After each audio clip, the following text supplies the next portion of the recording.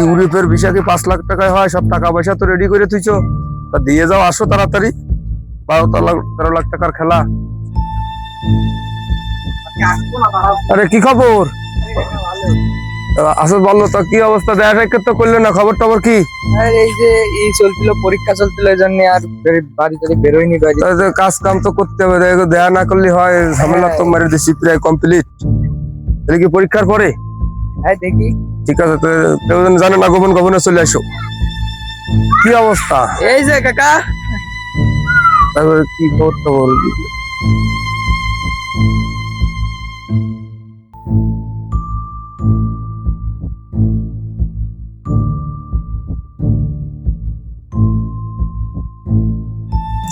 ভাইপো, কাকা আসো, এদিকে আসো, কথা আছে।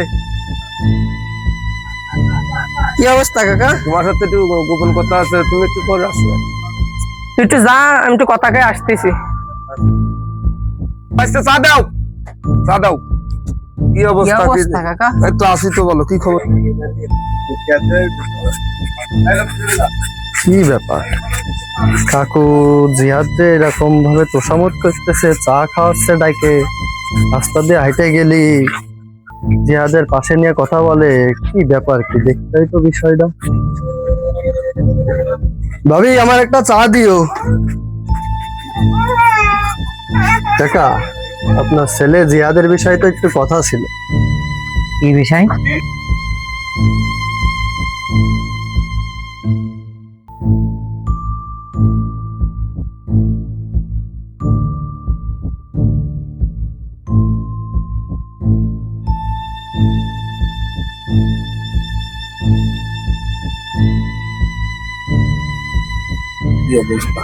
আর বাদ বাকি টাকা খুব তাড়াতাড়ি দিয়ে দেবো। এখানে কি করতেছিস? এ লক্ষ্মীটা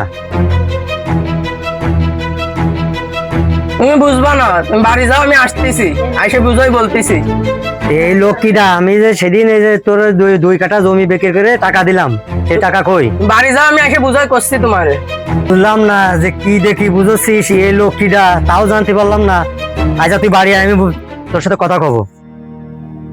তবে একদম সহজ মনে করলে হবে না সব, ঠিক আছে? সবকিছুর তো একটা লিমিট আছে, এরকম ধরলি হিসাব করলে চলবে না, ঠিক আছে? না, ওই বিষয়টা ঠিক হয়। বাবা একটু কথা কওয়ার দরকার ছিল। কি বিষয়? আমি যে সেদিন দুই কাঠা জমি বিক্রি করে ছেলেদের দিলাম, হ্যাঁ। আরে দিয়েছে কি করেছে এটা কোনো ই করতেছি না, দোকানে দেখলাম বসে রয়েছে।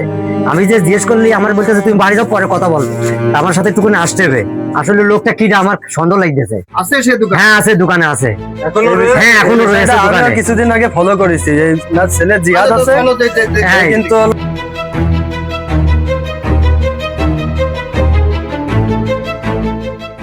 বাবাজি এই যে সেই লোক, এই আমার ছেলের এই যে কি বুঝাচ্ছে কি কইতেছে, আসলে বুঝে কুল পাচ্ছি না, এ কি বুঝাতে চাচ্ছে। আসলে আমার সাথে কোনো কথা বলতেছে না। দেখো দিনই যে আমি তোমাদের নিয়ে আসলাম যে কি জন্য কি বলতে চাচ্ছে। জিহাদ, তোর হাতে পাসপোর্ট কেন? এই যে আমি ইউরোপ যাব, সে টাকা পয়সা তো দিছি 5 লাখ, 2 কাঠা বেচছিলাম জমি, এসে দিয়ে তুই এই লোককে দিছিস? আপনি কি করেন? হ্যাঁ, লোক পাঠায় আপনি দালাল? লাইসেন্স দেখান। লাইসেন্স নেই? আপনি আমার এই যে বন্ধুর কাছ থেকে 5 লাখ টাকা নিয়েছেন, লাইসেন্স লাগে না, আমরা বিশ্বাসের উপর। আপনি বিশ্বাসের উপরে ভিত্তি করেন এই ব্যবসা করেন। আপনার এই বিশ্বাসের উপর ভিত্তি করে তো অনেক ফ্যামিলি আজকে ধ্বংসের পথে চলে গেছে। ধ্বংস তো হয় না, এগুলো ধ্বংস অবশ্যই আমাদের কানে চলে আসে। উত্তরপাড়া নাসিরের কাছ থেকে তো টাকা নেছো, এর আগেও আমি একদিন দেখেছি। না, এরকম- একজনের কাছে শুনেছি। হ্যাঁ, হ্যাঁ, আমার টাকা নিয়েছে, টাকা নিয়েছে। ভাগ দেওয়া যাবে না, গণধুলাই দেওয়া এই ধরনের দালালের কোনো ছাড় নেই। ধরেন